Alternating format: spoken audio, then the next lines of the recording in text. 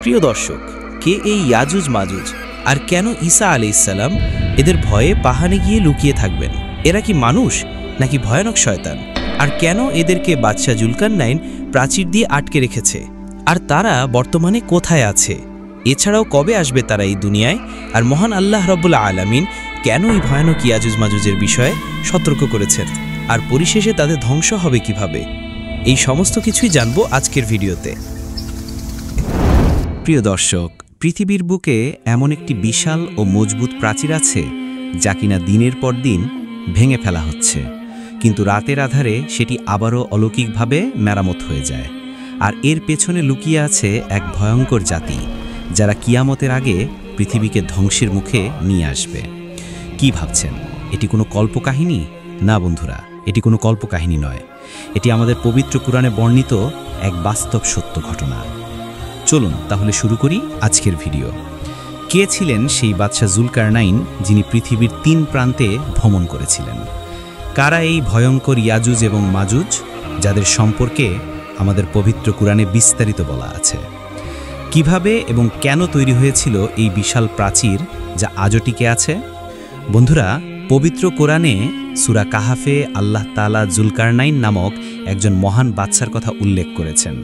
তিনি ছিলেন একজন পরাক্রমশালী এবং ন্যায়পরায়ণ শাসক, যাকে আল্লাহ পূর্ব থেকে পশ্চিম পর্যন্ত সাম্রাজ্য পরিচালনার ক্ষমতা দিয়েছিলেন।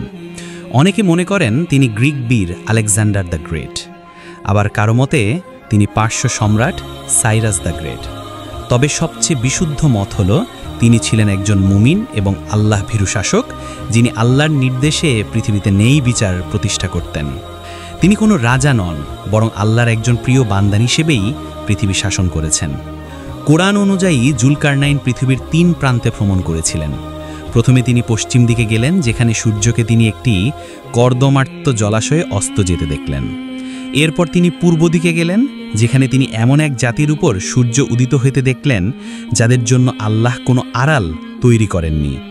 সবশেষে তিনি পৃথিবীর 2 পাহাড়ের মাঝে এক স্থানে পৌঁছালেন।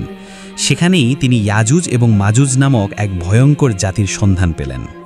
এই ইয়াজুজ এবং মাজুজ ছিল মানবজাতিরই একটি অংশ, কিন্তু তাদের স্বভাব ছিল হিংস্র এবং বর্বর। তাদের একমাত্র উদ্দেশ্য ছিল পৃথিবীর বুকে বিশৃঙ্খলা সৃষ্টি করা।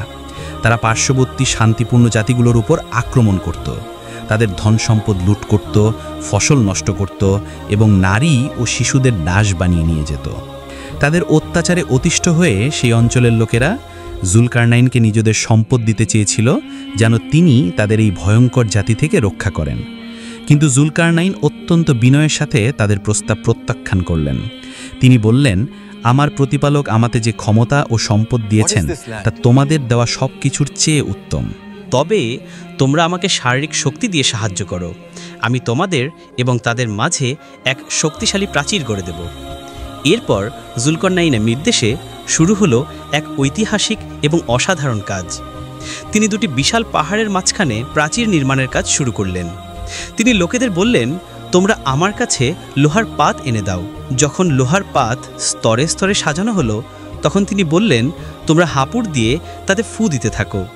এভাবে আগুন জ্বালিয়ে লোহা গলানো হলো। এরপর তিনি বললেন, তোমরা আমাকে গলিত তামা এনে দাও, আমি তা এর উপর ঢেলে দেব।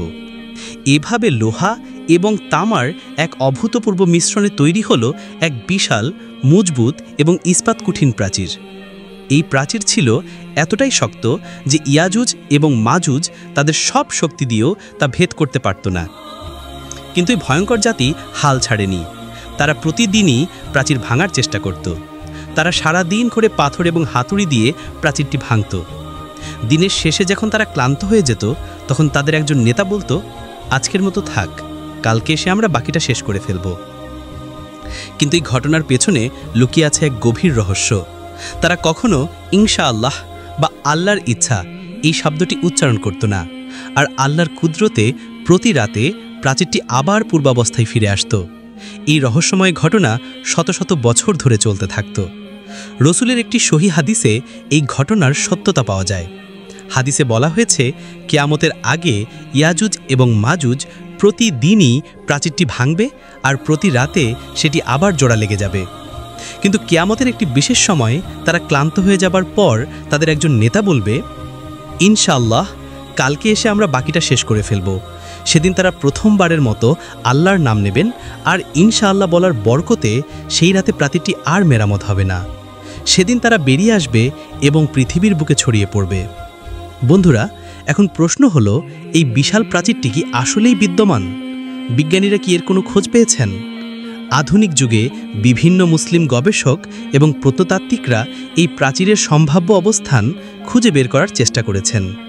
অনলাইনে ইয়াজুজ এবং মাজুজ সম্পর্কে যে ধরনের তথ্য এবং আলোচনা পাওয়া যায়, সেগুলোর একটি বিশ্লেষণ নিচে তুলে ধরা হলো। এই তথ্যগুলো মূলত YouTube video, Islamic blog, forum এবং বিভিন্ন গবেষণা প্রবন্ধ থেকে সংগৃহীত, যা এই বিষয়ে আগ্রহী মানুষের কৌতূহল মেটায়। 1. ককেসাস পর্বতমালা। এটি সবচেয়ে জনপ্রিয় এবং বহুল আলোচিত তথ্য। অনেক অনলাইন উৎস দাবি করে যে ইয়াজুজ মাজুজের প্রাচীরটি কাস্পিয়ান সাগর এবং কৃষ্ণ সাগরের মধ্যবর্তী ককেশাস পর্বতমালার কোনো এক স্থানে অবস্থিত। তারা ডারিয়াল গিরিপথ বা ডারিয়াল গর্জের কথা উল্লেখ করে, যা দুটি বিশাল পর্বতের মাঝে অবস্থিত এবং প্রাচীনকালে প্রাচীর দিয়ে বন্ধ করা হয়েছিল। অনলাইনে ছড়িয়ে থাকা অনেক ভিডিওতে এই গিরিপথের ছবি ও প্রাচীন দেয়ালের ধ্বংসাবশেষ দেখানো হয়।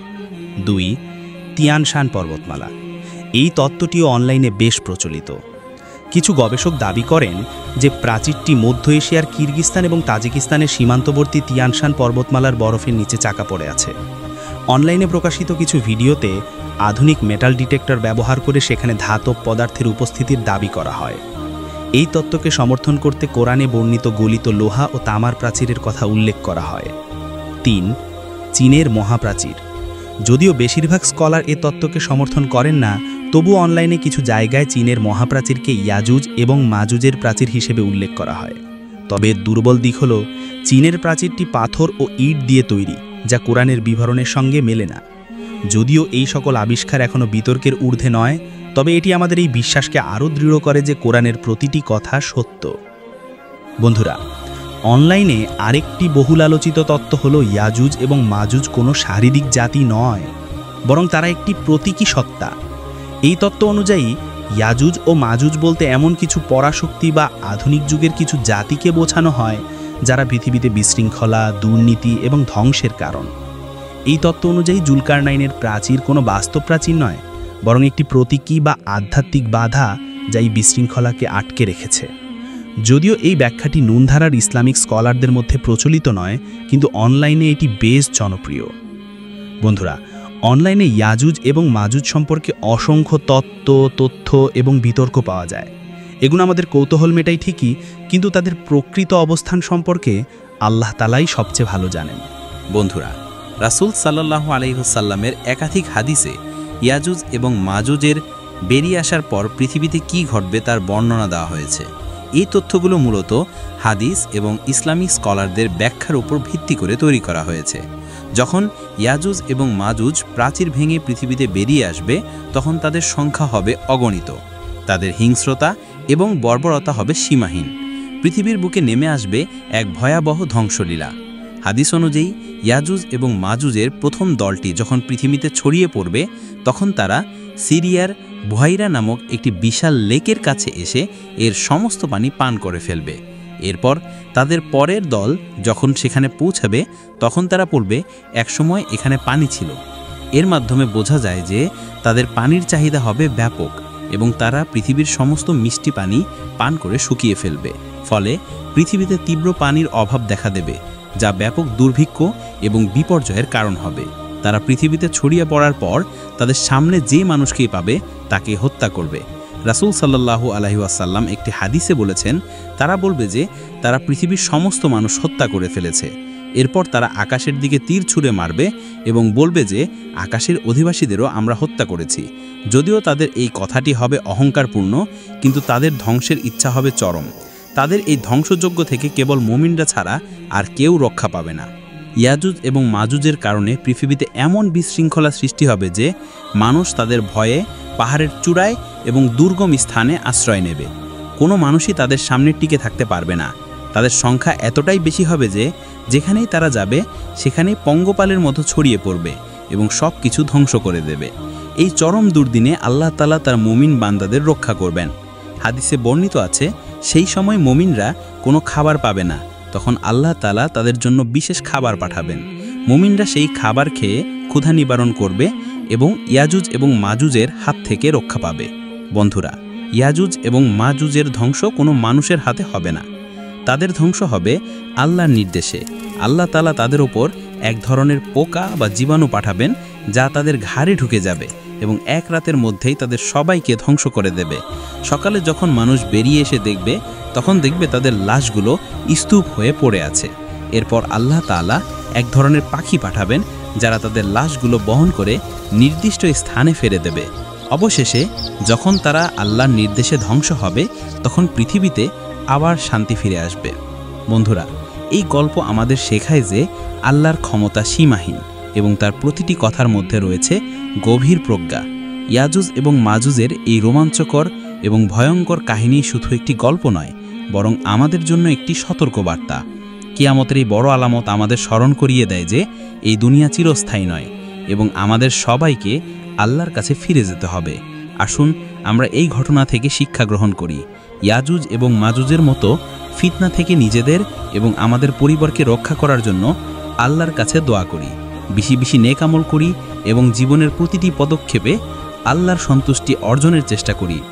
যদি এই ভিডিওটি আপনাদের ভালো লাগে তাহলে লাইক দিন এবং আপনার বন্ধুদের সাথে শেয়ার করুন। এমন আরও ইসলামিক এবং ঐতিহাসিক বিষয় জানতে আমাদের চ্যানেলটি সাবস্ক্রাইব করে রাখুন। আজকের মতো বিদায় নিচ্ছি। আল্লাহ হাফেজ।